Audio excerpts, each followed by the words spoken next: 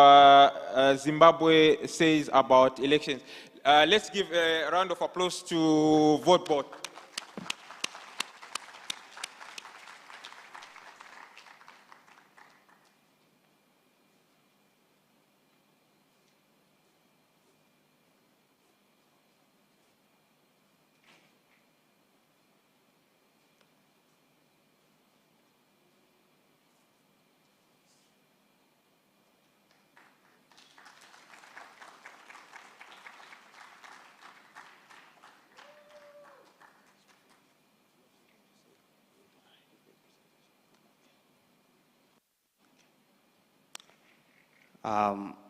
Good morning, everyone.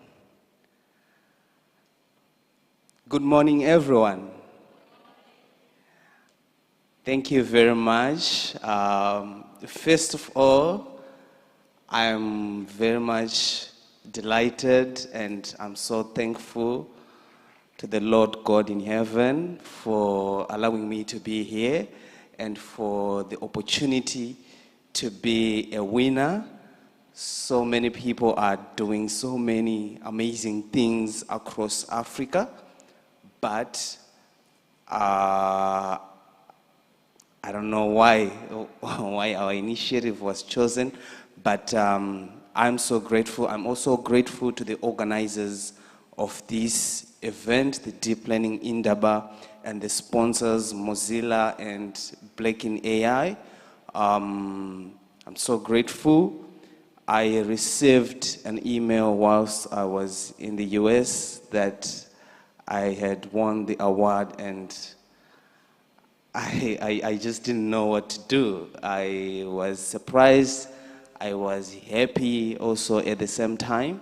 So I'm so grateful. This gives us, you know, the zeal, the energy to continue doing more work using artificial intelligence across Zimbabwe and also across Africa. And also, I'm specifically dedicating this award to the people that have supported me and the organizations that have supported me and our work, namely Accountability Lab and also the African Union Civic Tech Fund. I'm also dedicating this award to the team at Human Rights Foundation for supporting us and for supporting me, particularly in our work. It hasn't been easy doing election work.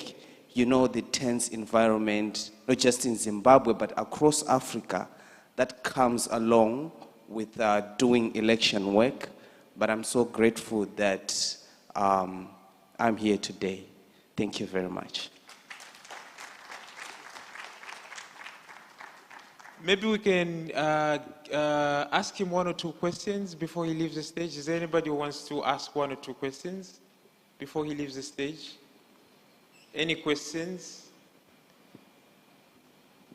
Okay, there's a question there. Mike, please.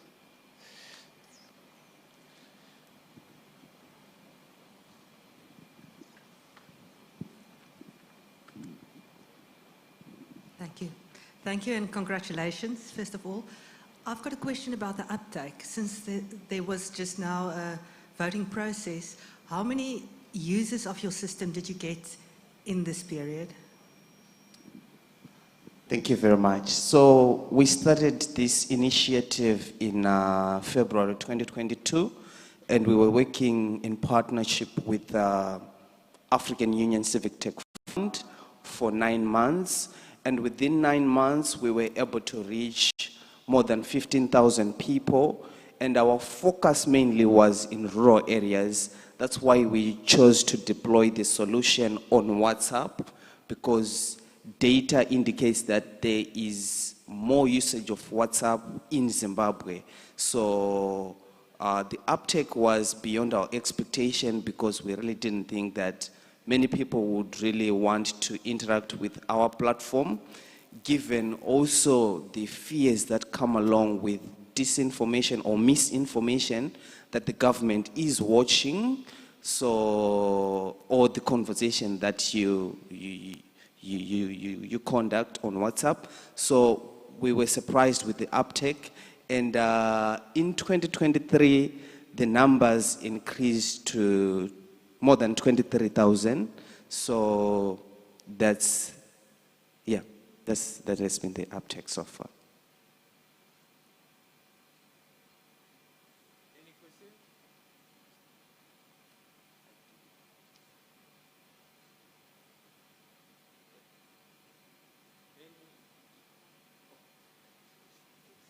Any questions? Okay, we don't have.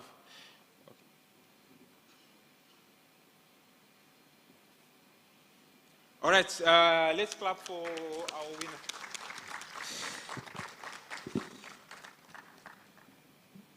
Slides.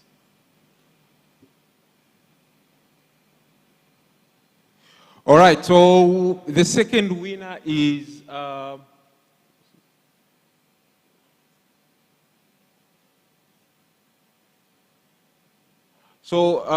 the second winner of the Matai Impact Award is Zindi. So Zindi is a civic tech organization based. Zindi hosts the largest community of African data scientists working to solve working to solve the world's most pressing challenges using machine learning and AI. Zindi connects data scientists within organization and provides a platform to learn, connect, and find a job. Zindi aims to transform the African continent and showcase African data science talent to the world.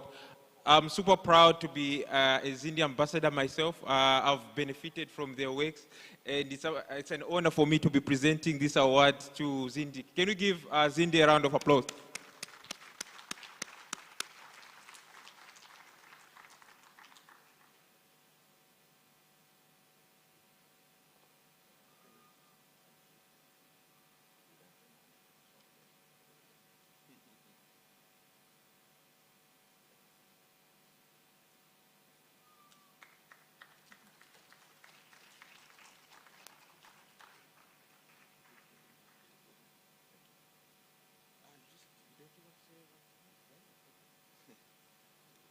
Hi, everybody.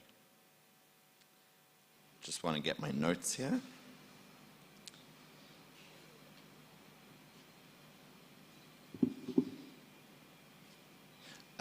Right, nice to see some faces here today. I know it's been a very long week, so well done for making it all the way to Saturday morning.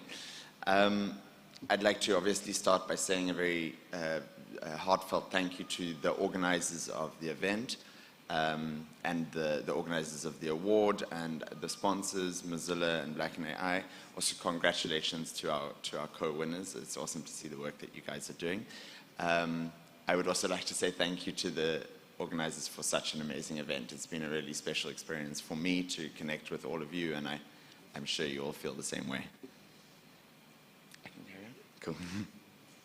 So you heard a little bit about Wangari Maathai. I think for me, what's significant about what Wangari Maathai was doing is she was very interested in protecting the environment, particularly in Kenya, interested in reforestation and connecting that with the impact that a good or a bad environment could have on women, and particularly rural women in Kenya. So I really find this connection between environmental impact and human impact very inspiring.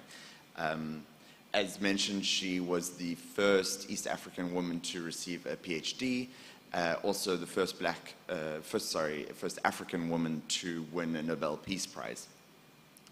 And in 2004, she said, on accepting her Nobel Peace Prize, she said to her fellow Africans, "I've always believed that solutions to most of our problems must come from us."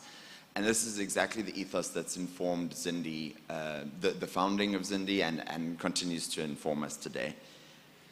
So Zindi is exactly 5 years old, almost to the day. We were founded 10th of September 2018, around the same time as, I think, the first deep learning Indaba, or the second deep learning Indaba. And I think founded for many of the same reasons, recognizing that there was this need for a place for African data science to really thrive and flourish and grow together. We at Zindi believe really strongly in distributing opportunity to those who need it most. That's the kind of guiding light that informs everything that we do at Zindi. And to that end, I think we've been incredibly successful over the last 5 years, and I wanted to just touch on one or two things that we believe are really fantastic milestones. The first is that Zindi's distributed more than $500,000 US in prizes over the last 5 years, and most of that has been to African data scientists, which is something we never even imagined that we could achieve, so that's really been amazing. We know that more than 20,000 individuals have submitted data science models to Zindi, and I believe that if you look beyond what's been submitted to all those who are using the platform but not making any submissions, we believe that number is much, much higher, and I've spoken to many of you who confirmed that to me this week. Beyond just submitting models, we've also made a lot of data sets available, and people all over the continent use those data sets for data analysis and for very many learning projects that they're involved in. Out of these competitions, we've shared more than 500 machine learning models with organizations that need them. So these are best-in-class, innovative models solving African problems. We've also built a network of more than 150 ambassadors around the continent who are our eyes and ears and hands in grassroots communities all over the continent, and they continue to bring the word of Zindi to their own communities and make sure that as many people as possible can benefit. And then lastly, a number that I'm incredibly proud of, we have a female representation on the platform of 28%, which is well above the global industry average, and particularly in the context of the African continent, I think that's a really remarkable achievement. So all this to say, it's awesome to win an award, but mostly I think what Zindi's feeling at the moment through this award is gratitude. I'm standing up here in front of you representing Zindi, but of course there's an amazing team that has been working really hard on this for the last 5 years.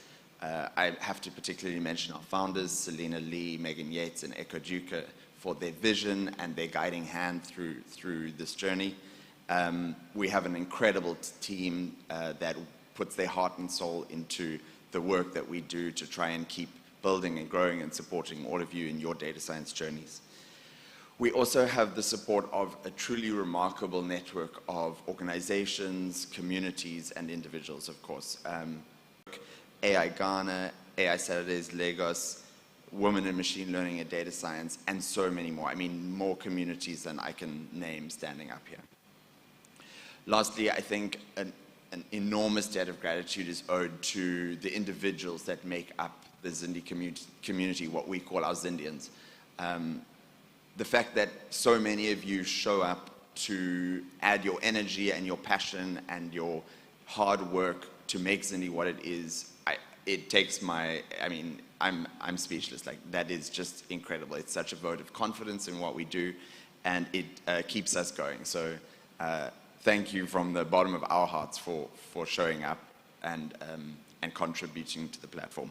We absolutely couldn't do any of this without you. This is a time for Zindi anyway to stop and pause and think about what we've achieved and what we're still aiming to achieve. You may have heard me speaking earlier this week about something that's coming next. So I'd like to talk a little bit about that. In the last month, we've launched a talent search feature where companies can come to Zindi to try and find data science, engineering, and analytics talent on the platform. And we see this very much as the future of Zindi. We believe we have a huge role to play in connecting companies with this amazing community. So we'll continue to grow and work on that. In parallel, we're building our profiles, and we really hope that Zindi will become a place for you to host your data science CV or portfolio. And we hope you can throw away your CV and just use your Zindi profile. We also will continue to work on new and exciting challenges and different types of challenges, and I'm really excited for the launch of another partnership with DeepMind later this year, where we'll be working on disaster prediction in Africa. So I couldn't choose just one Wangari Maathai quote, so I'm going to end with another one, which I think is really appropriate. She said, "Until you dig a hole, you plant a tree, you water it and make it survive, you haven't done a thing, you're just talking." And so to conclude, I'd like to say thank you for planting your trees with Zindi. Please continue to do so. We'll help you water them, and let's grow a data forest in Africa. Thank you.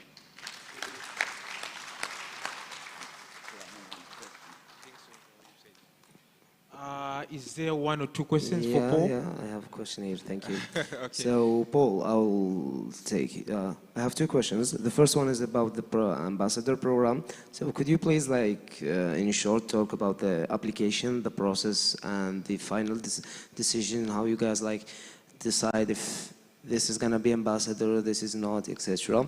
The second thing is about the collaboration. As we talk early this week, we are really interested to have collaboration with Zindi, with some institution in Algeria. So what are the areas you guys are looking for, the requirements that these institutions need to have to start working on one or two projects for 1 year, 2 years ahead?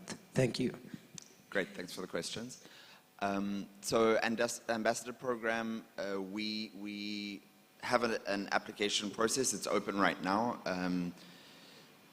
We recruit ambassadors on a cohort basis. So we will have a cohort that will probably start towards the end of this year. So if you're interested, come and find me or our community coordinator, Rose Delilah. We can give you an application. In terms of how we choose ambassadors, we're looking for ambassadors in countries that we don't have many in. Or who are representative of universities that aren't currently represented, I should say. We would ideally like people or ambassadors to come to us with involvement in the community anyway. Our ambassadors are primarily community builders, and so if you already have a community that's existing that Zindi can offer our support to, that's an obvious fit. And then lastly, we are looking for gender balance. So we're hiring 50%. We are recruiting rather than hiring, recruiting 50% female representation in our ambassador program. So that's and then maybe I should just touch on the kind of support that you can get from Zindi as an ambassador, which is primarily we support you to run events in your community. You will be part of this amazing network of ambassadors, so it's a kind of a network of excellence. We will also provide the Zindi platform to run hackathons and any other resources that you might need. We have a lot of resources that can help you in terms of building your own communities in your universities or towns or cities. The second question was methods of collaboration. I like to say that Zindi doesn't have any competitors, which is a really nice thing to be able to say. We try and partner with everyone. So I don't think we have an explicit way of partnering, but I'd say just reach out. We'll have a conversation. We are very interested in supporting the growth and development of data science on the continent. That's fundamentally what drives our mission, and so that will inform any partnerships that we embark on. Thanks. Good. Thanks. All right, let's give Zindi another round of applause. All right, so thanks very much, everybody. So this marks the end of our awards presentation ceremony. I'll hand it over to Shakir. Thanks.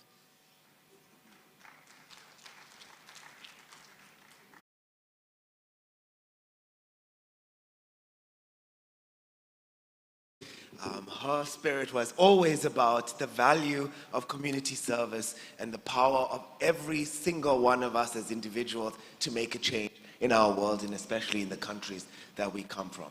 So we are going to move on to some of the announcements and then the keynote section for today. I wonder if we can have the announcements slide.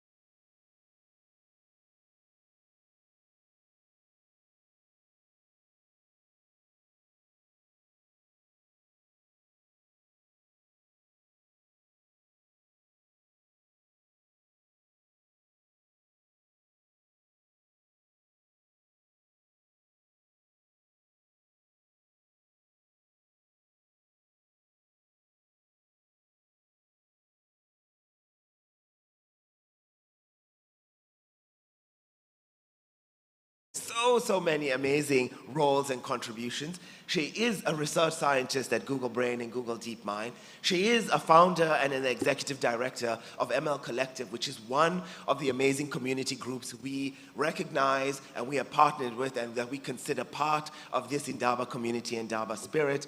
She was the founding member of Uber AI Labs in her previous role. She has a PhD in computer science from Northwestern University, has published in all the top-tier venues that you can imagine, iClear, ICML, and has lots of press around her work and the significance of that kind of work. She is dedicated and really an exceptional exemplar of the kind of people we want to recognize and celebrate in our communities, always working towards supporting underrepresented and underprivileged researchers, organizing symposiums, reading groups. She's given so much time to the work of diversity, equity, and inclusion for iClear, especially in 2022 and 2023. Please give a warm round of applause for Roseanne Liu. And so Roseanne is going to give a talk that I'm really looking forward to, a self-serving approach to living a good life as an AI researcher. So over to you, Roseanne.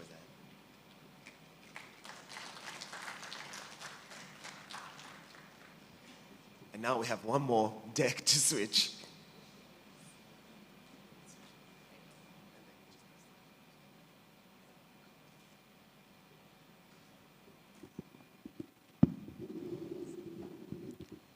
Okay, does this work?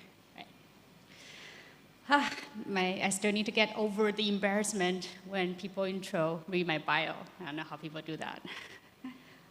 Biggest lesson to learn.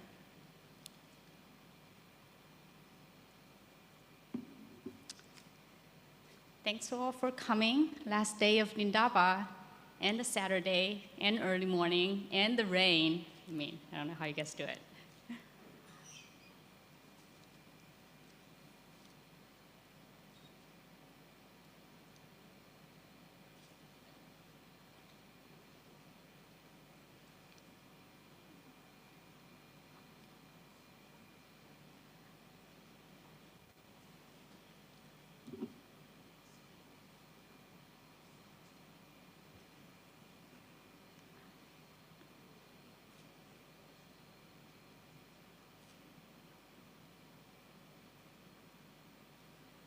Okay, nice. Let me see if it works. Going forward, backward.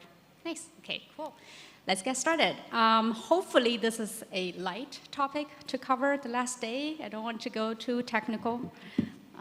We've all had a lot learning, of course, for this whole week. Hope you guys have had a lot growing in you, and I certainly have. So I'm going to talk about a self-serving approach to living a good life as a researcher. It sounds a little too good to be true, and I'm going to describe to you how that is even possible. So I start with a random picture that I took at an airport. I've been traveling a lot this year, and you have bookstores at airport. This is just random one at a random airport, nothing too significant. And as always, you expect lots of books that teaches you how to live, how to have a good life, I'm guessing. A few circled ones that caught my eyes are ones that teaching you that code is important, I'm guessing. I am code. Teaches you to save time, how to be, I don't even know what to be what, but that's an enticing title.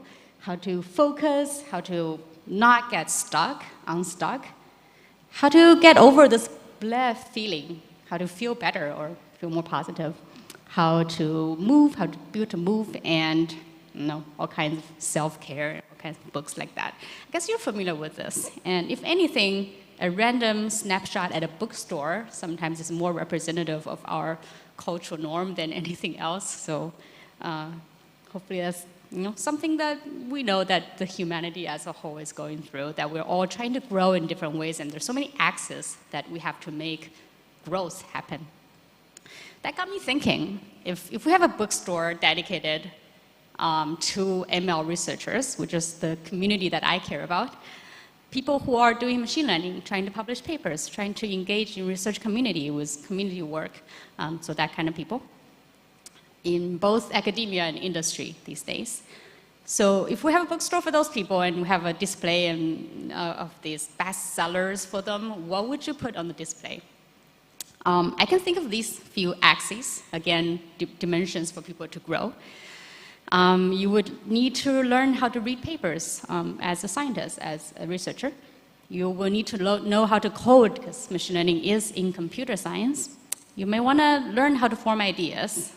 You want to learn how to write. In the end, you are putting your papers out there in the world for people to read. You want to also learn how to speak. So the research world is not just about reading and writing. You also go to conferences, you give speeches, you do publicity for your own research work. The better you speak, the better you spread your work, and your work get more recognition. I think Research Hamming famously said that you have to spend as much time doing publicity than doing the actual work, which is a lot. You also need to know how to build a network, because in the end, research is a community work. So that's why we have so many conferences throughout the year. People working on organizing conferences, putting things together so that researchers can connect. So it's really a human work. There's lots of human work, which requires lots of networking skills. You have to know people to make things happen. So those are a few axes I can think about. Of course, there are many, many more to make one a good scientist. But I want to stress that these days in machine learning is not like any era you've ever seen. Things move so fast. That means we are demanded to be so much more. We're demanded so much more than before. Not just read papers. You have to read papers really fast, about 50 a day, I think, and understand them perfectly. That's your bar. When it comes to coding, you have to code like a 10x engineer. I don't know if you're familiar with this meme. That was a meme back in the Twitter days a while ago. Have to code like there are 10 coders in a trench coat. That is you. You can't just have ideas. You have to have groundbreaking ideas. You have to have ideas that shake the world, that make people wow. And you want to write really well too, because there is such a huge volume of papers. Only the well-written ones catch people's eyes. So you want to write like a good writer. You want the open line to draw people in. You want your paper to be a magnet. You want to speak really well too. I mean, you can't just speak English and speak about your work. You want to speak in a way that people can't leave. You don't want an empty room. You want to fill the room with your speech. And you want to build a network, but not just with anyone. You want famous names in your network. You want to be texting names that people recognize, rubbing shoulders with celebrities. So these are the basic bars these days for being an ML researcher. It's quite hard. Let's code it in a way so that I can make some plots according to this code. Let's say we have this axis that we're trying to improve ourselves on. There's read, code, idea, write, speak, and network. They happen to have different initial letters, so that's easy. And let's say, same idea that I've been describing, but now just in graphs, because we like looking at plots as researchers. Let's say there's somewhere we're trying to get for each of these skills. There's some bar. And this bar here, let's say, if we're there for each and every of these skills, we'll be pretty happy. Driving home the message of my talk that we want to be happy, we want to live a good life. Let's say if we're there, we're pretty happy. We are pretty hireable everywhere. We feel pretty safe about our job security and our impact to the world and our position in our community. Let's say that's a place that we're trying to get. Of course, it requires some kind of normalization, because each skill has different unit of measurement, but you get that. It's kind of like 0 to 1. Normalized to 0 to 1, and that's the place we're trying to get. Well, the problem is we all start from different places. All those skills, some are more native to us, easier to grow, some are hard. For example, if I'm just a normal PhD student right now from a not very fancy school, from not even the US, I might have picked up some skills along each of the axes. But they're not very well built. I'm not amongst like the best of the best. So I'm somewhere there, which is fine. That's just me. And by definition, that means to get to somewhere happy, somewhere satisfying, this is the amount, the red bars, or the amount of work I have to put in to grow for each of them. Which is okay. That's why we live here. We're in school. We're amongst people. We are growing, but it's just an easy illustration of what I need to do, the amount of work. But maybe I'm a different person. I am a self-taught engineer who's very good at coding. I taught myself, and I played around computers since I was 6 years old. And I happen to be from a non-English speaking country, so my speaking skill and writing skill are not that good. Reading is easier to pick up. Networking, because I'm not in the central hub of the world, is a little insufficient for me, but I'm somewhere, you know. I have larger red bars in some cases than others, but this is me. Maybe I'm just an inherently not a confident person. I just never trust my ideas. I don't think my ideas are worth sharing. So, and the idea axis is just nothing there because I don't trust it. I'm not confident enough to share my ideas or to even form ideas. And maybe I'm just an introvert and really don't like networking. I get stressed out talking to people. I can't look into people's eyes. So some bars are much shorter than me, but that means I have all this extra time that I don't waste into going to parties. I can read pretty well, code pretty well, form good ideas, and write pretty well. So all these are just examples that I try to illustrate to say that we seem to have a single gold standard for what leads to success / happiness / a good place to be. They're the same. But some are born or brought up closer to the finish line, which means this so-called equal chance for all just simply doesn't exist. Some people have to put much more work than others to get to the same place, because it's that same place that promised a good life as a researcher.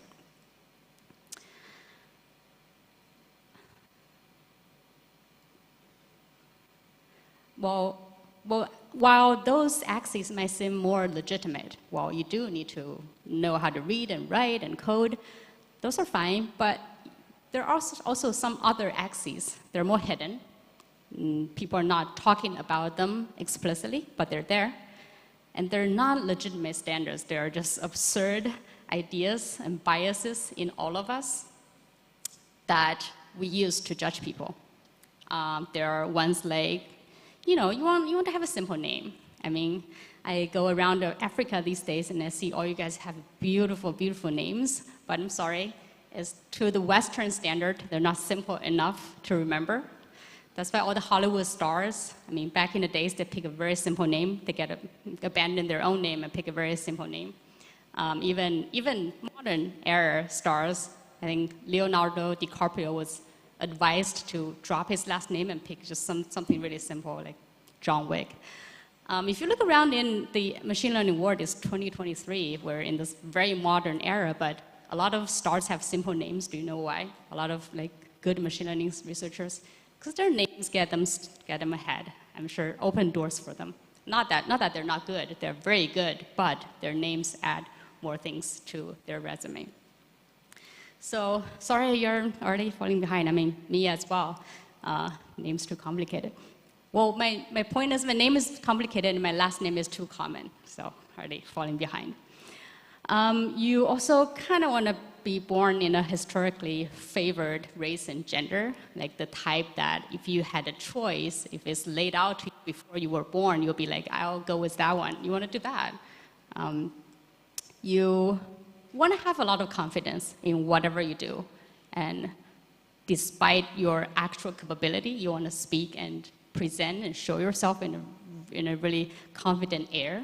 If you just have that from your personality, that will be great. That gets you ahead. You probably want to speak in a low voice. You know, the whole leadership and thing, the training and teaches you how to speak in a low voice. If you're a man, I'm sorry, you have to be tall to get ahead faster than others. If you're a woman, you need to be easy on the eyes, but not too pretty. There's a narrow band that you can exist.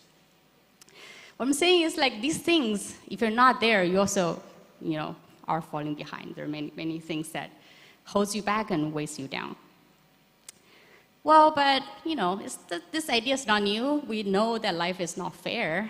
I mean, if our parents probably have been telling us this, and there are many ways to teach us that, okay, it's a process, it's not the outcome, it's not the comparison. We don't compare ourselves to others, or happiness are not in the comparison, is in our own. We've learned lessons, so many of them, to address the fundamental fact that life is not fair. So, we are living fine under this idea. And that's okay. Also, this is my favorite quote from my secretly favorite book, The Princess Bride. But I'm here to argue that just because life is not fair, there's still things we can do and could do better. Because that golden standard, remember that red dashed line that I put across the x-axis, is not a ground truth. It is happened to be. So we have these standards not because they're the right standards, but they just happen to have emerged as the standard in this community. If you want to know how it happened, this is my simple drawing of, I think, how it happened, ordered by time. So I think in the very, very beginning, there's nothing. This word is just nothing. There's no machine learning. There's no machine learning community, no research. And then some people did pretty great things, and they got ahead, and they are recognized, which is great for them. They were in the right time, doing the right things. But then some of their traits are getting picked up and thought of as the trait. So you want to like them. We have a tendency to idolize people, and then when we idolize, we pick up the most exterior traits and think that those must be why they're there, and we want to be that. I'm getting ahead of myself, that's 3B, but also 3A, that is, those people also open doors for people that are like them. Either they behave like them, they look like them, they, resemble the same air like them. So the two factors under 3A and 3B is why more people like that have joined the club, which leads to number 4, that such traits, being tall or speaking low voice or the confidence, gets reinforced to be the gold standard. That's why today we're here. Of course, this is a simplified version of things, and some traits are legitimate, but they're here as in every hiring standard, as in every kind of judgment we form in our head because of this process. So it's not a ground truth, it's not scientific, it just happens to be here. We all know that, evolution, which got us here, is very accidental, very random, and this is one of the random process. So with that, I'll get to the structure of the talk. So hopefully I've shared enough of my frustration of how the world is, and I'll talk about, under that premise, a brief recipe for success in MMR research right now.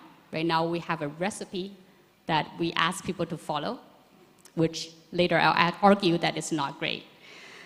And as an alternative, I want to present a self-serving approach to success. Self-serving as we do things for ourselves and we succeed. Isn't that great? So that's a vision and that I want to present. That's the meat of this talk.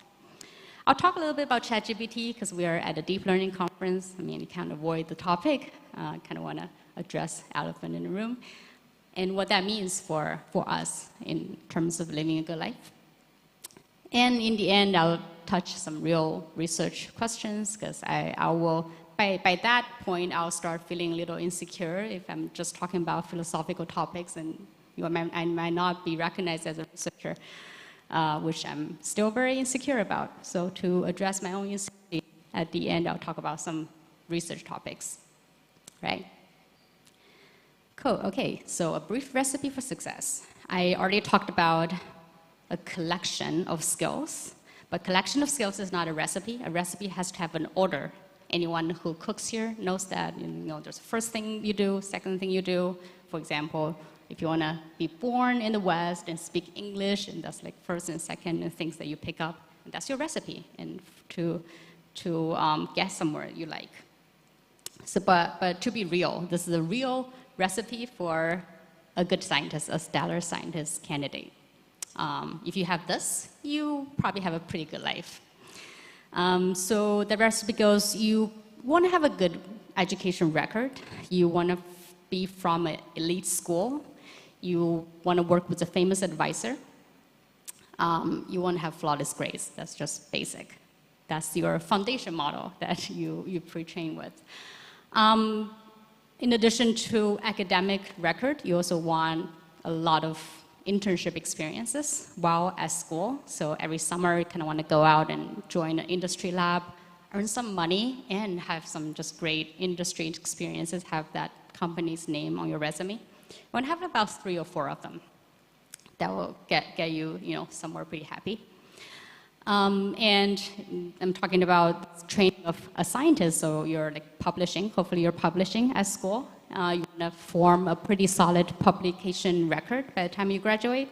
And the record, it can't just be a collection of papers, no. It's a recipe, it has to be an order. So the order goes, first you publish only as a first author for a bunch, a lot of very solid first author papers. It's a plus if you happen to work with a last author that has a famous name, okay? And then after a bunch of first author papers, you want to publish a bunch of middle author papers, because that's when you show the world I'm collaborative. I work with people, I help out other people's work. And thirdly, you want to slowly move on to the last author position. Some people can't manage to do it in their PhD, that's fine, but if you can, that's the gold recipe. You want to advise some projects. Maybe you're a senior PhD student, now you can advise undergrads, stuff like that, and convince your advisor that I deserve this last author position. And so in terms of the topic of those papers, so that is the author position. But in terms of topics of the papers, you kind of want to start out focusing on one topic only, because you really want to get your name out as the expert on a small thing, because because you're just a starter, so that thing might be very, very small, might be very, very tiny. But you want to keep publishing in that tiny field, enough times so that people recognize your name as the expert in that tiny, tiny field. But then you want to branch out a little bit and then just show people that, I can learn. I'm flexible in learning different topics. You want to do some other random things. Hopefully those things are, also like have buzzwords and are hot and are things that people care about. Also, plus if you do some, networking in social media, if you're in recognizing handle on Twitter/X, that's great, that's a plus. Okay, this is the recipe. Now we can start cooking. So in case some of you didn't realize, of course this is a joke. Well, it's true, it's a fact, but it's something I want to argue against. But that is very true. This is how every place I know hires according to. Even they may not spell it out. Actually, they will not spell it out because that's their secret. But every person they interview, they're secretly forming this recipe in their head, and they're comparing that person's resume with this recipe. And this is a kind of gold person we want to hire for many, many years. So as a devil's advocate for myself, people would say, yeah, what's wrong? We've been hiring like this for decades, and our field seems to grow pretty well. We have great things happening. Look at this field of AI right now is revolutionizing so much, is making so many breakthroughs, all by people having this kind of record. Well, yes, but three reasons why it is not good to keep going with this one recipe. Survival bias. Again, a lot of things happen to be, not ground truth. You pick those person in the beginning, and now they become the survivors, and you think them are good, but you never had the alternative of picking someone with a different resume. There's a misconception of what's considered talent versus privilege and the opportunity access. A lot of people coming from elite schools, even before going to elite schools, they have a privilege to have known about the elite schools and to have access to applying to those schools. So that already sets people apart and yeah, this idea that I think people these days are familiar with, that a lot of what you get is not just based on your talent, but a lot based on your privilege and a lot of randomness. And the third reason why this is not good is this has, looking at from machine learning perspective, if you keep having the same data, you just converge, you just overfit, and now you don't learn. A model gets to local minima. You don't want to do that. In machine learning, the worst thing you want to do is overfit a model. So when you converge, you don't even learn anything. So we as a field, if we keep hiring the same people with the same resumes, we don't progress because we don't train, because there's no loss signal, there's no gradients. So that's my first part. Second part, I want to present this alternative, at least I think will be a good alternative to what's going on, the status quo right now. That's a self-serving approach to happiness. So this is the vision. Before approach, let me present a vision. This is how I want the world to be, at least for scientists, for ML researchers. So what if we can just freely be who we are, with all of our strengths and weaknesses, with the bars being very different along each axis. And we can grow however we want too. Maybe some of my bars is already long, but I still want to keep growing it because I really care about that specific trait of mine. Some of my bars are low, but I also don't care about growing it. I want to keep it there. So I want to have freedom of how I want to grow. And after I do that, after we spend same amount of effort into growing, we have somewhat equal access to opportunities after that. What if we live in a world like that? This is a picture from Zootopia. I feel like in the animal world, there's way more diversity in the human world. We consider ourselves a better species, but I'm a dog mom, and if we look at the dog world, just like dogs present so much diversity, and they recognize each other as dogs, simply. My tiny little dog looking at a big dog, I don't think he sees sizes and color or anything. And my big dog right now thinks himself as a small dog. So that's the vision, how to get to that vision, and with all the rigid rubric we have right now instilled in the community.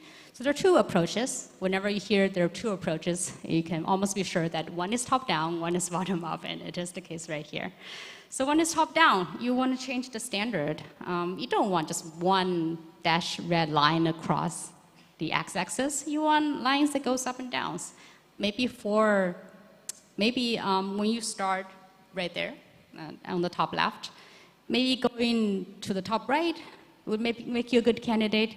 Going down, going diagonal would also make you a good candidate because there are different bars to happiness at different places. Maybe you can always find a place you like after spending the right amount of effort. So all the red bars sum up to be the same volume. I made sure that happens. So that means if you spend the same volume, same amount of effort in growing yourself along whichever axis you want, you are guaranteed to reach somewhere happy. So that's my vision. That's the hopeful approach. Make sense? So changing the standard is top down. But how? I mean, when we talk about standards, some people would always use this vague pronoun that's they. They say but they make the standard. It's not. There's no. They're like voice from up in the air or something. How do we even change a system? That sounds crazy. Do we just have better humans run the world that are bias-free? I personally don't believe that could happen. I never trust that humans can be bias-free. I think favorism is something that's strongly initialized in us. We're born to feel closer to people that are like us, but there's something that we can learn to grow out of, learn to mitigate, but I don't think we'll ever be mitigated completely. That's my belief. And the best we can do is improve diversity, is really just have a group of people that has different favorisms, that prefer different candidates, and have them get into a room and vote or discuss. So that's one way. Sounds like a nice goal, but how to improve representation and diversity opens another big question. There are two calls for actions that I think will get us there faster than others. One, if you're in any way non-standard yourself and you get somewhere, I'm sure we all are somewhere and that of certain power, remember to open doors for those, well, first for people who are like you, at least. And if you can open doors for more others that are unlike you, then that's a plus. But at least open doors for people who are like you. And think about doing this as your job, providing people the opportunity to make a 0 to 1 change in their lives. So as researchers, we all want to work with famous other researchers because we feel better if our names are placed next to theirs. But in the end, it's not as rewarding as putting your name next to a researcher who's publishing their very first paper, because you're making a 0 to 1 change in their life, and they're going to remember you forever as like the one that made that change happen. So this is just personal reflections. I didn't know that before entering the field. I thought we all want to work with people who are already good, but in the end, actually, the most rewarding thing is working with people who are not there yet, but about to get there. You want to catch that little growth period. And you want to find those people and catch their growth period. And you want to be the one that's there to witness that growth period, and better yet, to provide an opportunity for them to make that happen. The second approach, bottom up. So even if we can't change the standard right now, changing the standard, changing the system takes a long time. It's the long game we're playing. But there are short games that we can play. There are hacks that you can get around. One of them, one that I truly believe and invest a lot of time thinking, is collaboration. So we are in a field that is science, research, that is very collaborative, which is great.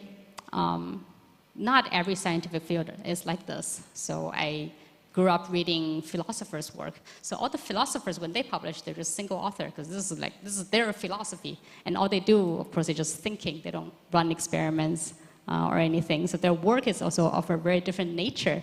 But in their world, they don't publish with co-authors. Everything is just produced by one philosopher.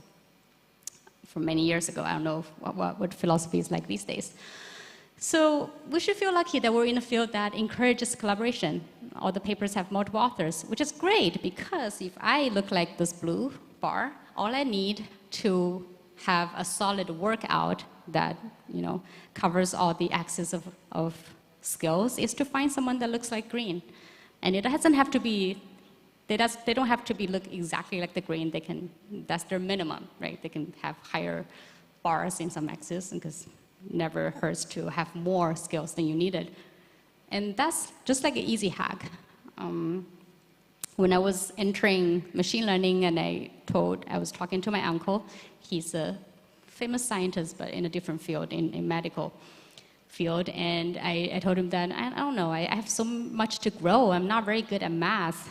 I thought him as like a parental figure to me would say, well, just spend a lot of time on math, just train yourself. But no, he said, just find someone that's good at math and work with them. I really like that advice. That's easy. And it takes the pressure off. You don't have to work on everything that you don't want to work on. If you want to work on it, definitely go for it. But there's the easy hack. Find someone that's better in that axis that you want to grow and work with them. So not only that you complement each other, but also you grow the fastest when you're next to them. So with all the innovations in education, with like methods and digital methods and everything, I found out the fastest way to learn is still working alongside someone. It's the good old method. It still works the best. Okay, going deeper. Okay, collaboration, that's good, but how do you find collaborators?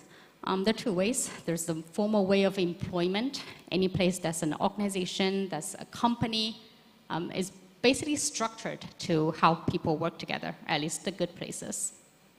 So as a student, if you're just entering, internship would be your first way to get into a system like that and have collaborators. An internship is great because once you get one, you're assigned to a official mentor whose job is to work with you and make sure you have some output because that is in their incentive. But I think the huge amount of work has to happen in the casual space, that is collaboration without employments, because I think, there's to get into a formal structure, you have to get through hiring standards, and there's so much flaws in that we already talked about, and that requires top-down change, but that's the long game. So I think what's going to change this field the most is to make casual collaboration a thing, and that's actually what I've spent the most time thinking. So casual collaborations can be formed at networking places, at conferences and meetups and local communities. There are online platforms. You might be, looking at someone's Twitter feed and like what they do and start DMing them. There are emails. That's also an online platform that you can write to an author that you'd admire, and maybe a relationship would form like that. No guarantees, but those are chances. And we started this ML Collective place just for collaboration. We do a lot of things, but if someone asks me for a one-word summary of ML Collective, it is for collaboration. It's a dating site or mingling space for researchers to collaborate, to work together. And we put a lot of structures in it so that it's not just someone sending a random message saying, I need a collaborator, someone work with me. But they're structured ways for them to present themselves so others have a clear idea who they're looking for or what kind of skills that can complement theirs to produce a good work. It is purely voluntary. When starting this, we thought a few methods. You can make it like a university-like. You can ask for applications, and then we review applications and let some people in and not. But in the end, I think we already have too much of that going on in the world. Every place to enter, you have to write an application. It's not adding diversity to the world if we perform the same way as other places. So we made it completely open, purely voluntary, free to enter, also free to leave. And that's important because a lot of people don't want to commit to entering because they're afraid of it being too difficult to leave. At least that's my reason for not going to a lot of parties, because I kind of want to be free to leave and without saying a lot of awkward goodbyes. And it's free, everything's free.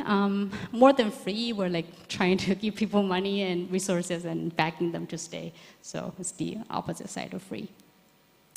And I do spend a lot of time thinking about collaboration, and especially those that happen outside of formal employment, because I think that's where the biggest space of collaborators and wonderful things can happen.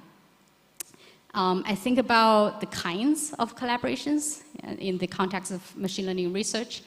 I think mainly we have this mentor-mentee kind, but we also can have an all-peers kind, that people are of similar levels, they can come together and make something great. And when you have different kinds, what do you mean? How do they meet? They will differ in ways they connect. For example, the mentor-mentee kind can be further broken down into when you want to start a collaboration, you can have a mentor pitch an idea and the mentee implement. So that's an easy division of labor that we like. And we have a special format designed to facilitate that.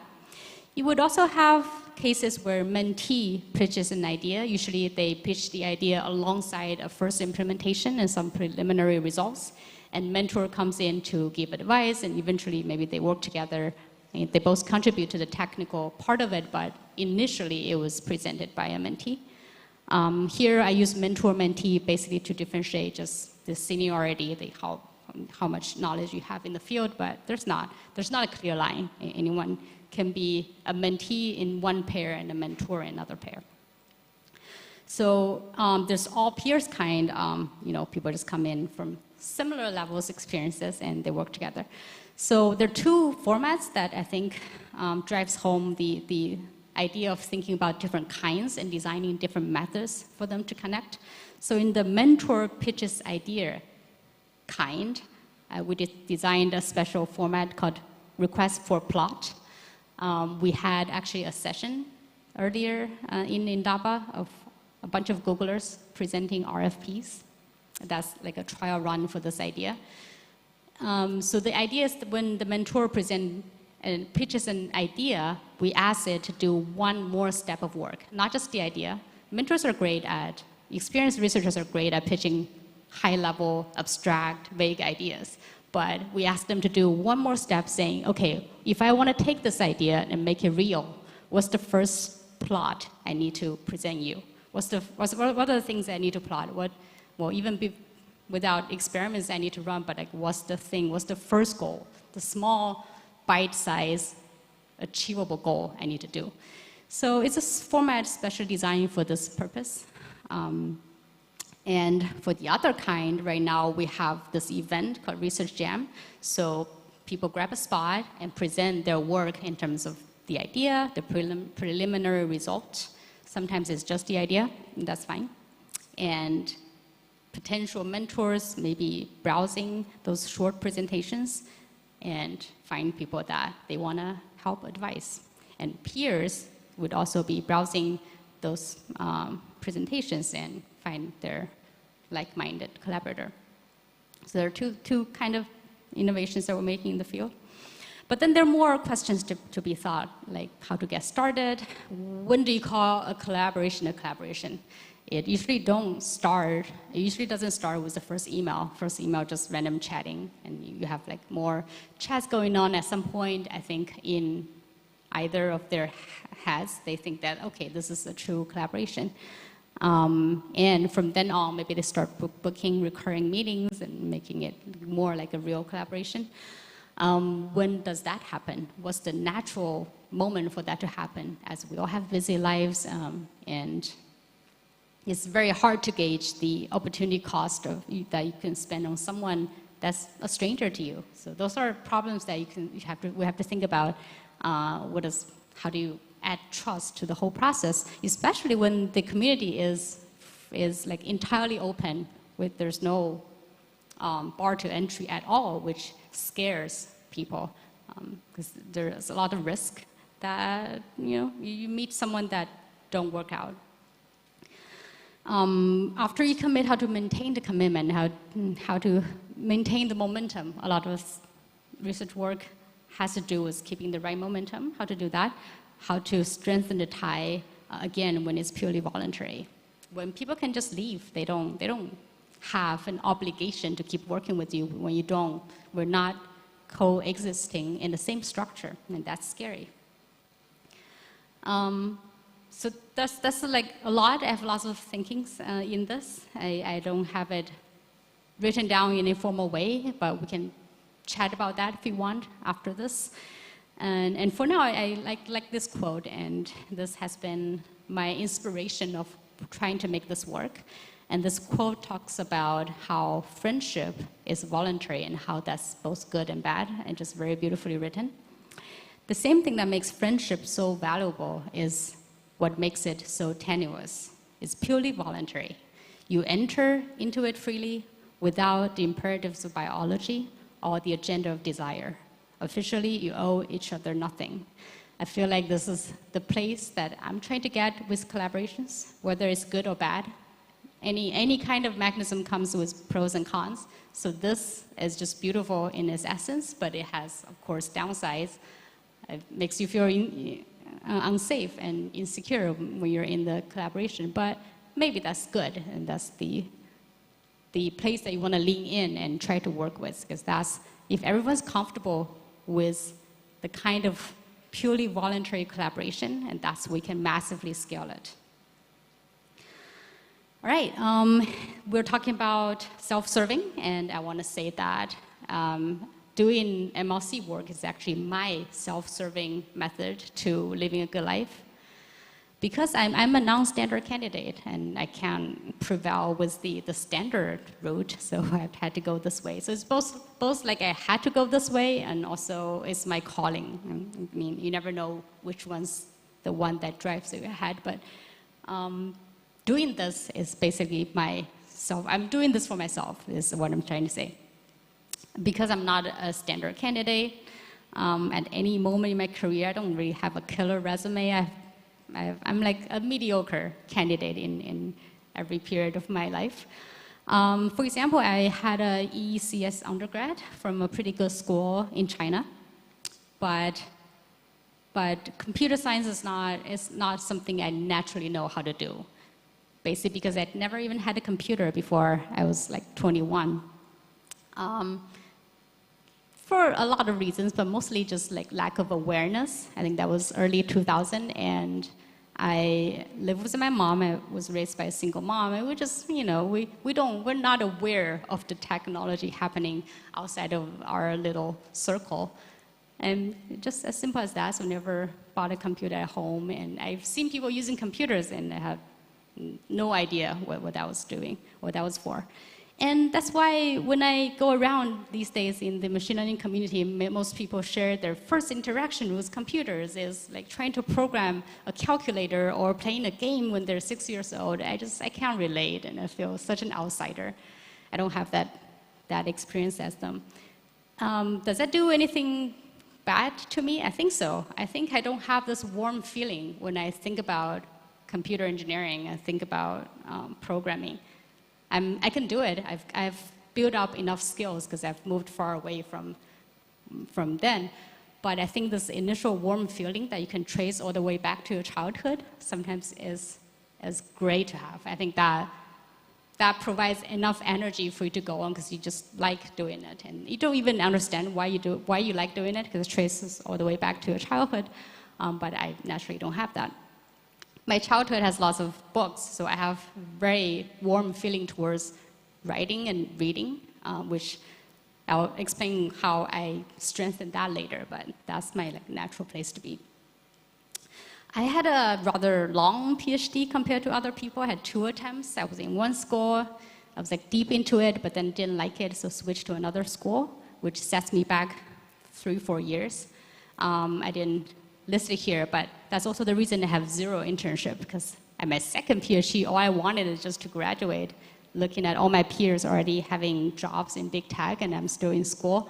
So I also have 0 internship, which makes my later job searching very hard. But that makes me further different. 2 attempts, 1 success. If you think graduation is success, but I graduated. Not as a top student of the school or anything. I'm just okay. I wrote a few papers that I'm really, really proud of, but I wouldn't call it groundbreaking. They're not ideas that shake the world, but they're cute. I like them, and I made sure that every word I put into the PDF is a word that I'm proud of. So that's the amount of effort I want to put in. But yeah, not huge papers by any normal standard. We do a lot of fun things with them, though. For papers, we film in 4-minute or 8-minute videos, trying to explain them in our nerdy scientist ways. Nothing polished. So when one of our first papers, when we did this, at the same day, DeepMind, back then I didn't work for DeepMind, also posted a paper, and they have a super polished video. You know how when companies do publicity for science, they make fancy animations and voices of a star explaining the science, while on the other side we're making our own video and with people that look like us and with cameras set up unprofessionally. But I think that's much cuter than the polished version. I want to say that, and I want to see more of that happening. And that's fun, and just if you add fun to the process, it again adds that warm feeling that in the future it's much easier for you to want to write a paper if you can think back to that feeling, if that feeling stays with you. So if I have this kind of resume, why do I get to grab a keynote speaking spot here? And why am I the one that somehow got here to this amazing place? Well, a lot of randomness. I always say that never take one person's one data point and overfill your model. So I wouldn't say that anything I say here is a guideline for you to how to live your life. But if you press me to pick reasons, I would say because I was so different, and that means I had strengths in other things, and I really made sure that they got strengthened.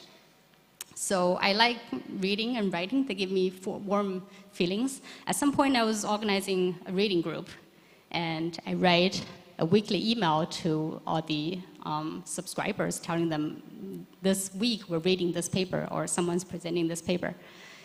And yeah, before I know it, I'm already doing this for 5 years now. So 5 years, every single week, I write an email to subscribers, which started to be, I don't know, 0 people. Now at this point, it's about 4,000. And I made it a thing. The easiest way to describe it is I made it my thing. A lot of people have told me that it's very different from any emails they wrote, from any newsletters they subscribe to. It's just my personal thing. I don't know. You have to read it to understand. But the point is, I did that every single week for 5 years, 5+ years, and I just keep doing that. I think that's one of the things that I have. That's I pick a simple thing and I just keep doing it. It's nothing extraordinary, but it does connect to some part of personality that I have. And at some point, I was out of a job, and I had a whole year to myself, and I thought I'll just do something for people that are like me, having resumes like this, but have hidden talents or hidden strengths that are not yet recognized. So that's the year to 2020 where me and my co-founder founded ML Collective. So I think ML Collective got me all the gigs, the speaking gigs. I wouldn't be here without having started and run this organization. And that also links to some initial personality traits in me that I wanted to strengthen, and that is, I think I appreciate human work much more than technical work. Technical work is great, and that's what brought us smartphones and high-performance computers. But I think human work, that is mentorship, doing classes and coming to conferences like this and talking to people, is less glamorous but much more important. So MLC is just human work. There's nothing fancy, and there's no fancy products we're doing at MLC. We're not training a larger model or anything. We are just connecting with a large community of people and try to understand what they need and try to install mechanisms that fits their need. Trying to come up with events that makes everyone, all kinds of people feel welcome. Not one event, but a whole group of them, because it's impossible to have one thing that everyone feel welcome to, because we're all so different. And the daily job is very, it's just like very demanding in a weird way. I'm not programming most of the time these days. I'm just writing emails and trying to, if I program, I program in a way that I make some changes to the website so people can use the website more smoothly. But like, there's things that I don't feel that I'm top of the technology, that I'm mostly just doing administrative manual work.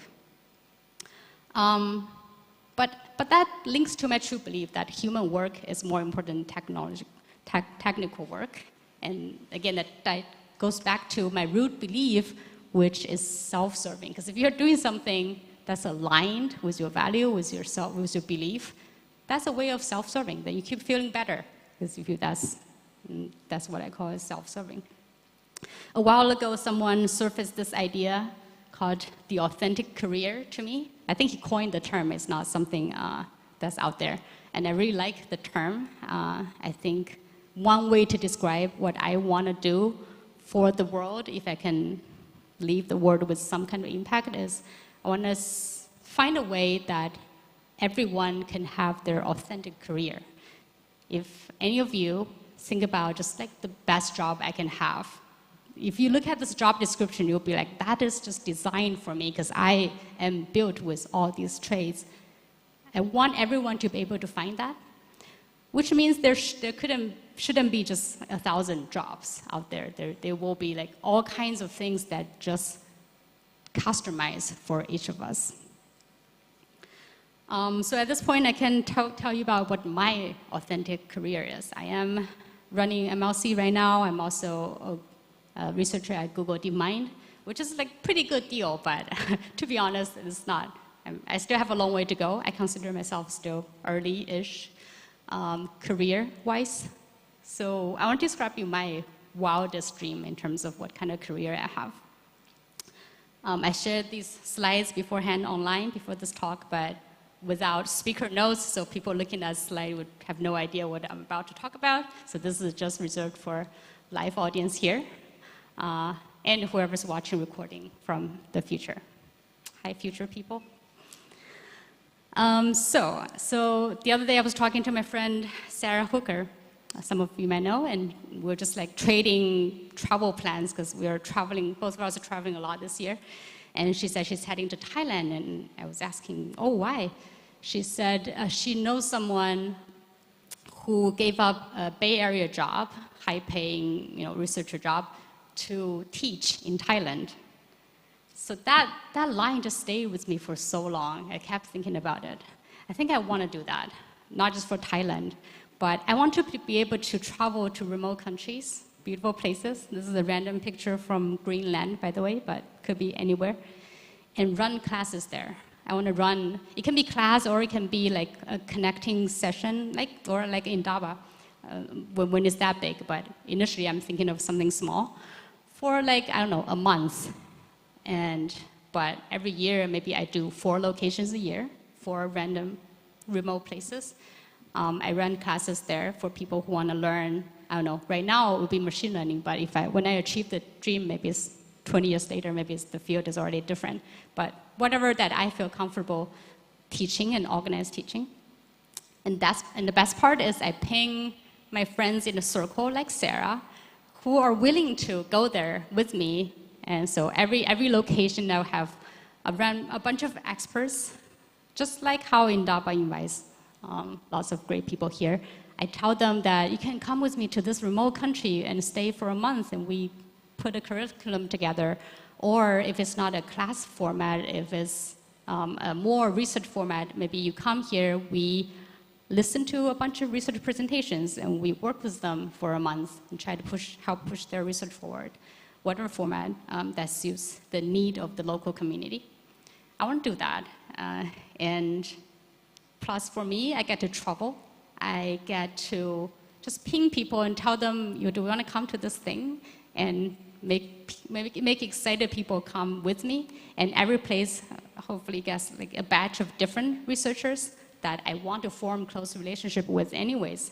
And this is our way of forming a close relationship. Maybe I don't work with them, maybe they're from other companies, but they're people in the same society and community that I want to connect with. And I do that like 4 times a year, something like that, at different places. And after a while, probably I will be more familiar with the places, with how the setup. The first few years will be scrappy, but later will get better. It's like a scaled down version of Indaba in Africa, but the whole world is my dream. And I feel like that suits my character, is exactly the thing I want to do. I don't know how to get there yet, but I want everyone to have a dream career like that doesn't exist yet, but really suits your personality and is self-serving. That when you're doing it, you're just feeling good. It's not because some standard is telling you that it's good, but it is the exact thing that's designed for you to do.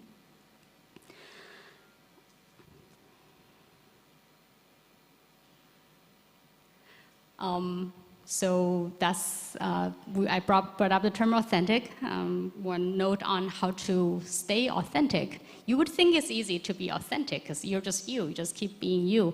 But there are a lot of factors in the world right now that are pushing you against being authentic, starting from this one golden standard that try to make everyone the same kind. So these days, it actually takes effort to stay authentic. It takes effort to find out what you're good at, because you spend a lot of time trying to convince others that you're good at something that you're not actually good at to fit the rubric. So follow your advantage would be my #1 advice. That believe that you have your own special advantage, in a simple phrase, if you're already weird, try to be weirder, try to strengthen that advantage.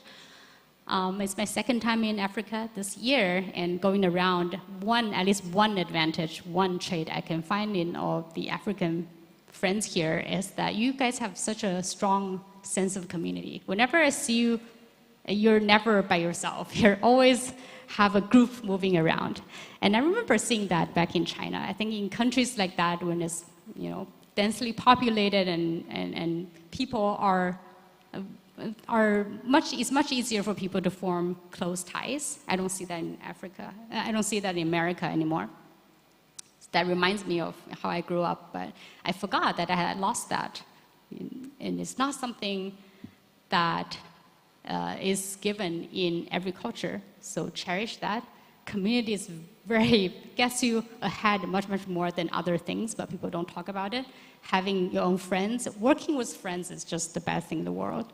So keep that sense of community and fuel that and grow that. And use that as your advantage. You will be the community person in the ML world. And you should be.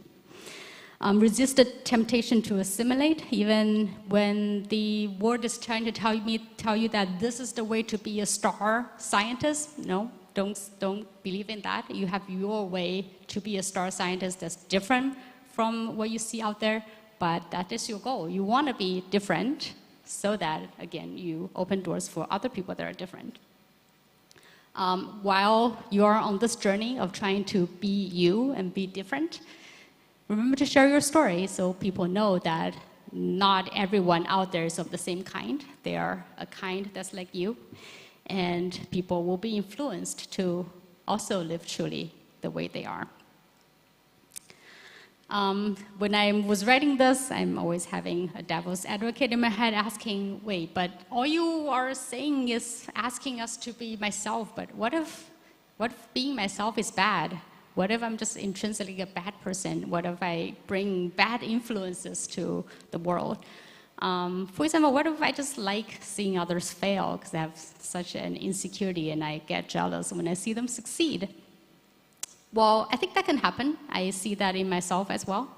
But I believe those are things that are not innate in us. I think those are influences of a bad environment.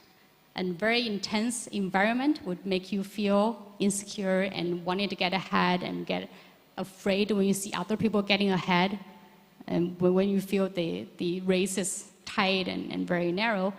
But I think if you forget about all the environmental factors and just think who you are, I think the need to serve and foster a community is rather intrinsic.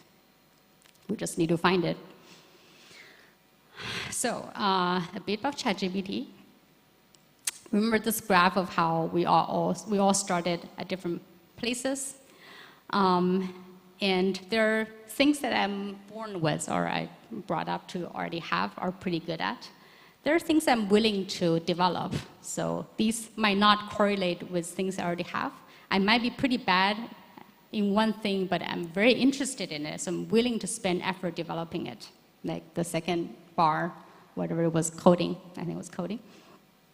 I might be pretty good at the fourth bar, writing, pretty far ahead, but I'm not really interested in improving it anymore, so I'm only willing to spend a little bit effort there. So this is the bar with things I already have and things that I'm willing to invest in growing. One optimistic version of what ChatGPT and things, AI tools alike, are bringing to the world, in my opinion, is that it provides assistance in each of these axes. ChatGPTs and tools alike is already helping us write better, or helping those who can't write well write better. You can totally imagine better tools to help you read better, help summarize those papers that you just have no time to read, and speak it in your language, in words that you can understand.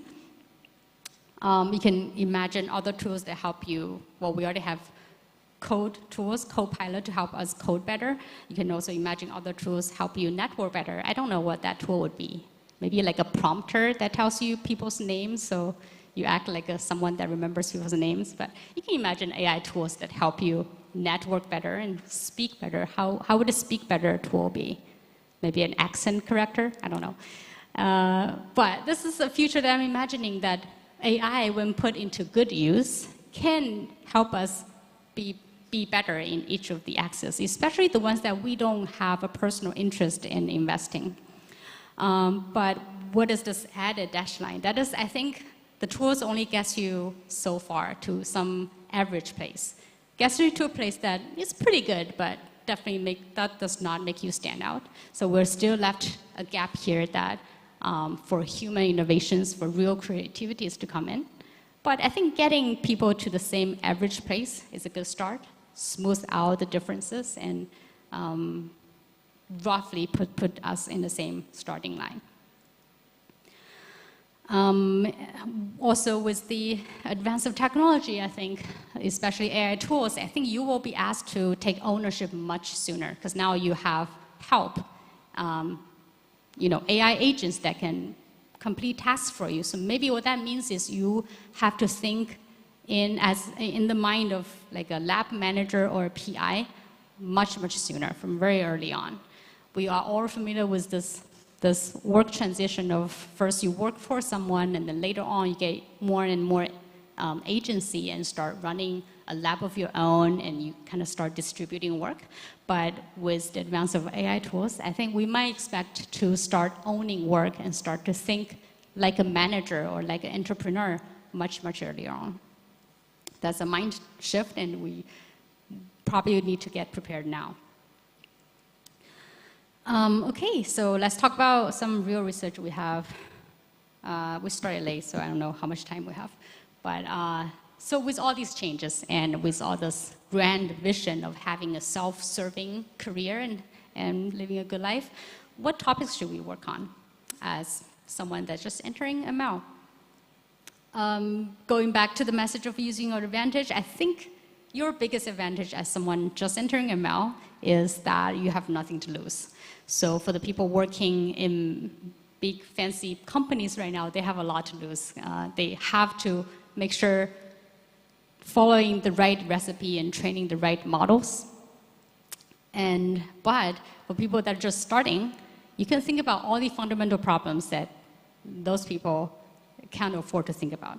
For example, pre-training improvements. So we all have right now the same recipe of training large language models, which includes a stage of pre-training. No one's touching the pre-training stage right now because everyone is just so afraid of breaking it. So everyone takes everyone else's recipe, do the pre-training. They make innovations later on with fine-tuning, but no one's touching pre-training right now, and that is the area that we can touch. I'm not saying that's easy. There's like lots of limitations in terms of resources and things, but at least in terms of the intellectual challenge, I think very few people are touching that right now because they have too much to lose. In the same way, the alternative training objectives are very not studied enough because of the easiness to take up an existing objective and just keep scaling the size both in data and model. So by that, I mean in pre-training, we use next token prediction as our training objective, if you're familiar with large language models. And that is not the right objective eventually we want our models to have. And it's absurd that we're still doing that. For the biggest training resources are spent in pre-training with next token prediction, when all you care about the model is how it solves tasks for you or how it answers questions for you. And all those training objectives are instilled in later stages, in the instruction tuning and RLHF stages. But why? Why this disparity there? I think no one that I know is actively studying those topics because there's just so much low-hanging fruits in large language models, and scaling gets you much more gains, immediate gains. But we, as fresh starters of the field, have the freedom of mind to think about those problems. And alternative training recipes. So you hear I talk about pre-training, instruction tuning, and RLHF and all that. So that order is a recipe, but there should be or could be other recipes. to drive that message home, this is the recipe shared earlier this year as how to train your ChatGPT. So there's pre-training, fine-tuning, and basically RLHF, but you need a reward model before RLHF, so reward training. And I want to say that this is not a golden standard. It is a recipe that works now because people stumbled upon it and find that it works, but it is, again, a happen to be, just like our hiring standard, just like how we regard as good scientists. This is a recipe that works, but there's so much more to be studied and to be found out. So the ML world right now is full of hacks and tricks, which feels unsatisfying to me. And no one has time to understand why things are what they are, like the recipe of training. Why do we have 4 stages? Why not just mushing all the objectives in the pre-training stage? No one has time to understand why because of the low-hanging fruit.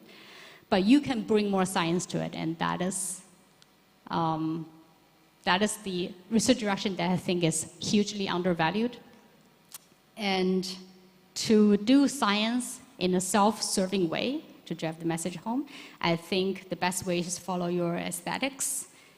There are works that, upon reading, you will consider beautiful, and there are works that, that doesn't provoke the same sensation in your head, and I think that's a great signal for you to pick what research topic to work on. Work on topics that gives you this aesthetic, satisfying feeling.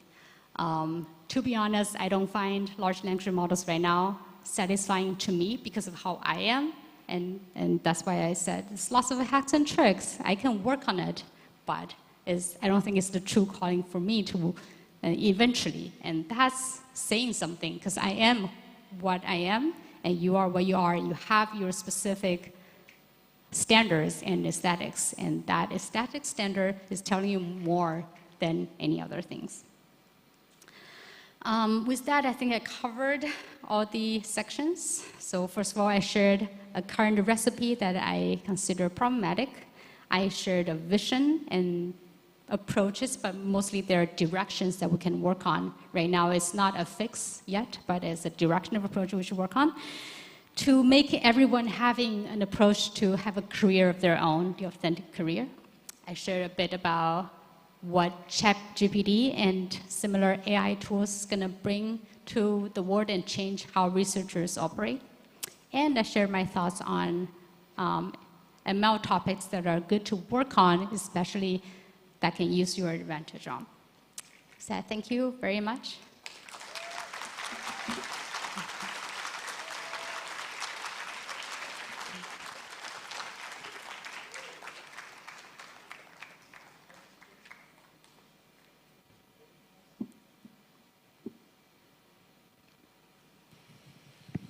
Any questions that people have?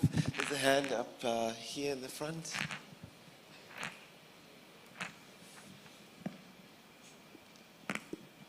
Thank you, Roseanne. I'm Esther from Nigeria, West Africa.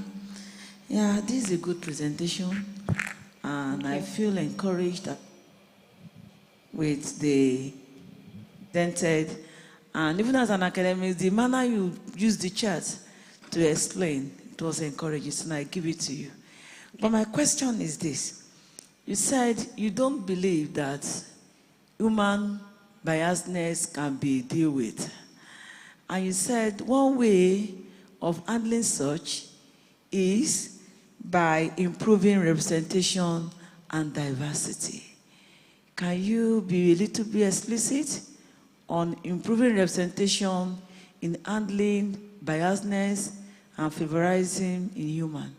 Thank you. Is the question about how to improve representation? Yeah, so after, first of all, that like lack of confidence in human being bias-free, I got lots of backslash from Twitter saying that they don't believe it's true, and I don't know. That's more of my opinion. I don't have confidence in human being bias-free, but I think through a lot of work we can get there, but we definitely are not initialized to be. In terms of diversity and representation in places of power, I don't see any other way other than just us having awareness and include and invite people that are not like us. But as much as there's technology going all around, the essential decisions right now, at least right now, are still made by humans. So it is your decision, it's in your hands who include into what conversation, and think about diversity all the time. I mean, we're getting better. DEI is almost in top of people's minds, but try to push it even harder. Okay, we have 2 questions at the back. Please go for it. Hello, my name is Precious from Nigeria. Nice lecture. So what advice would you give someone who just completed? Yeah. So what advice would you give someone who just completed maybe their BSc degree or an undergrad that loves AI, ML? Did you say a non-CS degree? BSc. Undergrad, yeah. Bachelor's. Bachelor of Science, I see. What advice? As in someone wanting to do machine learning research? Or just wanting to get into machine learning? So right now, machine learning is not just about research. There's actually more things happening in application than research. So I talk about researchers because that's the group that I care most about. And now it's actually a smaller group. It's a minority now. We have, in machine learning world, there are more people building applications, which are great, than researchers. But let's assume that you're asking about just wanting to be a researcher, wanting to be someone that publishes papers and play this reputation game other than money game. My advice, ask for help. I think I was really bad at that when I was just starting. I thought you have to pretend that you know everything and pretend that you're strong and not asking for help. I wish I knew that I could ask for help and come to places like this, go to anyone and just say, so, how did you get where you are, or how did you come up with that idea? People are actually very willing to help, especially when you're just starting out. I didn't know that before, and I wish I did.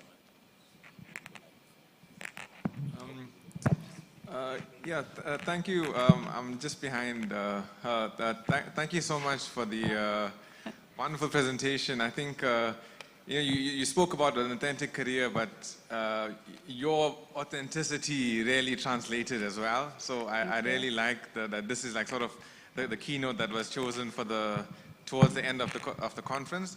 My question for you would be, speaking about that authentic career and following your advantage, what would be your advice on, like, for example, you end up at a company like DeepMind or one of the large labs, and their, I wouldn't say agenda, but like what people in your team are working on, or what is the current thing that is most, like LLMs and all of that they want to be working on, is sort of taking you a little bit away from what your advantage is. So what would be your advice on like balancing those 2 paths that may be divergent at some point in your career? Yeah. So I have more advantage than just than just being authentic. I mean, there's like things that you come with. I do have that, but there are things that you want to grow. So I consider that things that I want to work on. I do want to get to know more about the most cutting edge research. So that's why I chose to be at a place where like knowledge is shared quite freely and we have all the talents from the world. How do they converge? I think ideally I want to be at a place where all kinds of my work are recognized, not just the core research work, but also community work, also running classes in remote countries. Hopefully that becomes a thing that companies recognize, because why not? I think companies are something that evolves over time. I think they are an entity that can incorporate more and more incentives throughout time, and I have faith in companies of the world that they can start having people that do their own thing, be their individuals within a bigger organization. So yeah, I don't know how my career is going to go, and I'm also curious to find out. Hopefully I get there with like all this weird bag of mixture of jobs, but eventually I'm doing things I love. Roseanne, I can't thank you enough for the presentation you gave us today. I really appreciate it. So my question is, when you mentioned the axis of like idea, network, speak, write, what if someone has a good idea and it is good for them, but when they present it to someone else and they find like it's mediocre or bad, how can you make your idea work? How can you sell it? Yeah. So I think senior researchers tend to be very encouraging to junior researchers, saying that, oh, just bring your ideas on, they're going to be great. But I think a lot of times we might need to hear the honest response, which is, when you're just starting, your ideas are not that great. That is how you are. It's nothing to be ashamed of, because you haven't read enough. And senior researchers are there for a reason. They've read a lot of things, and something you've thought of probably has happened earlier on in a slightly different field, and they know more. So they are there to give you honest feedback, and there's just zero embarrassment or shame in knowing that your idea still needs improvement. So the question is how to have better ideas. Keep iterating. That's one thing I'm trying to do at MLC, is just having a very casual platform to share ideas, so no shame, like open mic. There are more polished stages you can get on to do your thing if you're a comedian, if you're a performer. But there are local run, small, dingy open mic stages you can get on and just keep practicing your act. I was in the comedy scene a lot in New York, so I want to make comparisons there. You just have different stages for people to get on. There's some stage designed for you to practice your ideas. You get on and share something and people give you feedback, or you can get feedback from the audience right away sometimes. And they're intermediate stages that we try to design so that, last good things can happen, so that you have the right gradient to grow. Because if you put someone into a too big a stage too early on, the gradient is just too noisy, and they just feel like they're totally crashed by that amount of pressure. So intermediate stages and no shame is my answer. Hi. Hi. Hi, my name is Albert. I'm from Kenya.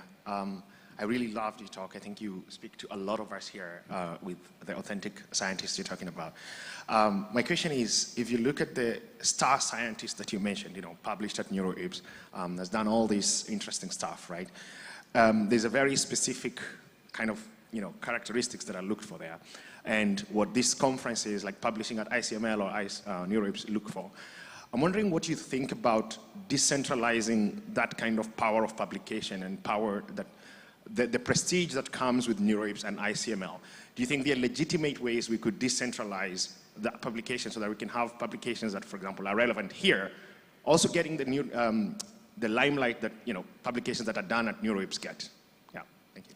Yeah, I think that's definitely a valid question. I think we're getting better than before. We have archive, and so the valuable work that are not accepted in peer review yet, but if it's intrinsically valuable, eventually, hopefully, will be recognized and cited. Because I think in the end of the game, we're still playing the citation game. Of course, that's a game that's also flawed in their own ways, but I think it's a closer to truth metric than the accepted ad metric. So hopefully that's getting us closer to where we want, but there are definitely more things we can do. For example, just stop talking about tiers of conferences. There are NeurIPS, ICML, and ICLEAR. There are conferences, but they're not. They're tier 1, not because they're better than tier 2. They just happen to be at a different scale. Stop ranking things in one simple metric. Just acknowledge that there are publications at different values addressing having different characteristics. And play the long game, and knowing that eventually is the recognition of your work that matters, that might reflect in citations, but maybe have way more than citations. I keep making comparisons to the entertainment world. There are movies they're Hollywood movies that get lots of attention and money, but they're indie films that just a small group of people really, really like, and they have a good position in the film world. Not just the Hollywood filmmakers are proud, they are pretty proud, and they have their own sort of bubble of reputation. I kind of want to see that more in science world, where they're indie scientists is publishing their own stuff. He's not trying to play the games of NeurIPS or ISML, but like people respect them in their own ways. Hello. Hi. I'm here. Okay. Thank you for this presentation that I'm quite sure resonates with a lot of people. So my question is about the first approach, the top-down. You spoke about favoritism and positive favoritism. So first question, how much do you see this happening today in the ML community? And how you think this could be leveraged without that it become, the risk of it become a battle of favoritism with the standard, with the golden standard you presented before? To avoid what's happening, for example, in the US with the ruling out of the race-based college admission? Thank you. Yeah, you're just priming me to be grumpy for this period. When you ask how much do I see favorism happening, oh my God, so much. I'm gonna be grumpy. I live in Bay Area and it's a very biased place. And there are like parties that are just have not just people of the same race and gender, but like even the same age and same kind. They're the people that are in the founders world, and you know, they're like groups of people. You can see that they're of the exact same kind, and they come together, they share information, and every valuable things happen only between them, amongst them. So I see that played out over and over. One thing that frustrates me is we have a field that's lacking diversity, and then they start recognizing, okay, the diversity is important. They start adding some metrics, and now we see more diversity.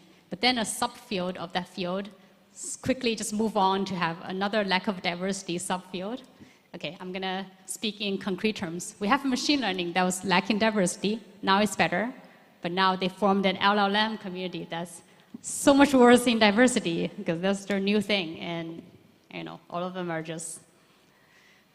Yeah, now we're just waiting for them to recognize and improve them, but I'm sure they're gonna form an even tinier community that's, again, lacking diversity. What was your question? I just got into my grumpy rants. How to improve? How to leverage positive effects. Yeah. I don't know, keep chasing them down as they move shrink this community to be smaller and smaller. At some point, there's only one of them, then we tackle it. Okay, thank you, Roseanne, so much for so much insight and from a researcher collection. A warm round of applause. Amazing, thank you. Okay, we have time for tea. Let me give you a few quick announcements. Of course, this whole week has gone by. There will be lots of birthdays. So a happy birthday to everyone who had a birthday this week. We'll celebrate and sing for you all tonight at the closing party, so you get a special birthday party. Please remember, all the workshops are in the CCC building, here in the auditorium and room 1, 2, and 4, I think. Please come back into this auditorium at 4:30 again, when we'll have the closing ceremony and just really celebrate together. If you have lost anything or you have found anything that's lost, there is a lost and found. Please today, let's all go and collect and get everyone their missing items together. And of course, lunch today will be outside the tent, at the tent outside. There's a tea break now, so get some tea, be quick. All the workshops start at 11, and see you later on.